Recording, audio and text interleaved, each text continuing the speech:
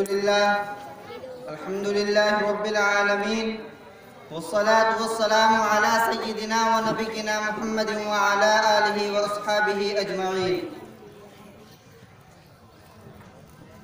All praises be to Allah, the creator of the worlds. May the blessing and peace be upon our Prophet Muhammad sallallahu alaihi wasallam, the head of all messengers, and upon his family and all his companions. सरफरोशी की तमन्ना अब हमारे दिल में है, सरफरोशी की तमन्ना अब हमारे दिल में है, देखना है जोर कितना बाजुए कातिल में है. My dear audience and beloved brothers, today on this auspicious occasion, I am going to deliver a speech on the topic of Indian Independence Day. As you know very well, it's the most important day for all Indian citizens. It's the day when we got freedom from British rule after many years hard struggle by the great freedom fighter of India. We celebrate this day every year on 15th August for the sacrifices of our great freedom fighter and our ulama who sacrificed their lives for making India free. My dear audience, today in all over the India, there are programs and celebrations are held for remembering of our freedom fighter. But unfortunately, the role of Muslim and sacrifices of our ulama who sacrificed their life for freedom fighter are not mentioned anywhere. That's why today I am going to talk about the real heroes of freedom and full history of India Independence Day. My dear audience, as you know very well, that before 1947 the British government used to be in India. The British came in India for trade purpose in 1608. Later, they established the East India Company and became more powerful in 1757. The first military force came in India, which was led by Robert Clive and fought against Nawab Siraj-ud-Dawla at Plassey Field. My dear audience, after the Battle of Plassey in 1757 and later the Battle of Buxar in 1764, the East India Company and become political power and ruled till separately 1857, but after 1857 independence battle.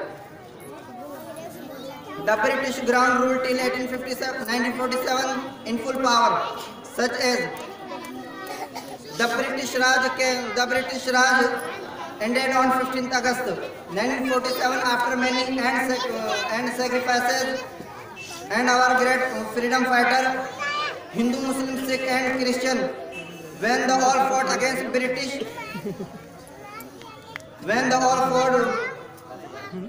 my dear audience, today if we are free and take the breath of freedom, it's because of freedom fighter of our ulama. The leaders who fought against British and sacrificed their lives. But it's very regret that today we are said a traitor to go to Pakistan. We are said a traitor. We are considered a danger for the safety of our country. There is the biggest misconception propagated.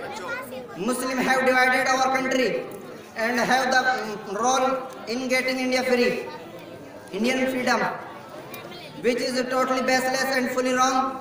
Then India, in fact, if Muslims didn't take part in India struggle, then India would never become free from British. The British for defeated in company. My dear audience, how can you forget that there are sacrifices? And how can you forget that the first person who stood up to stop British and the have no and was not anyone but a Muslim?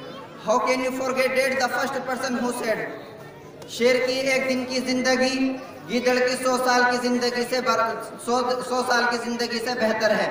Was not anyone but a Muslim. How can you forget that the first person who said खिलौना समझकर न बर्बाद करना हमको कि हम भी किसी के बनाए हुए हैं। Was not anyone but a Muslim. How can you forget that? The first person who said, सारे जहां से अच्छा हिंदुस्तान हमारा, हम बुलबुले हैं इसके, ये गुलसिता हमारा।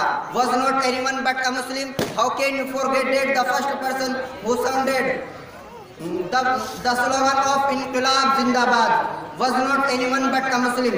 My dear audience, how can you forget these sacrifices of Muslims? The great freedom fighter were Mahatma Gandhi, Maulana Abul Kalam Azad, Tipu Sultan, Maulana Mahmudul Hasan Deobandi, Jawaharlal Nehru, etc. My dear audience, now I am going to invite my speech. May Allah keep Indian Muslim safe and prosperous, and may India be the most beautiful place in the world. Amin wa akhiru da'wana alhamdulillahi rabbil alamin.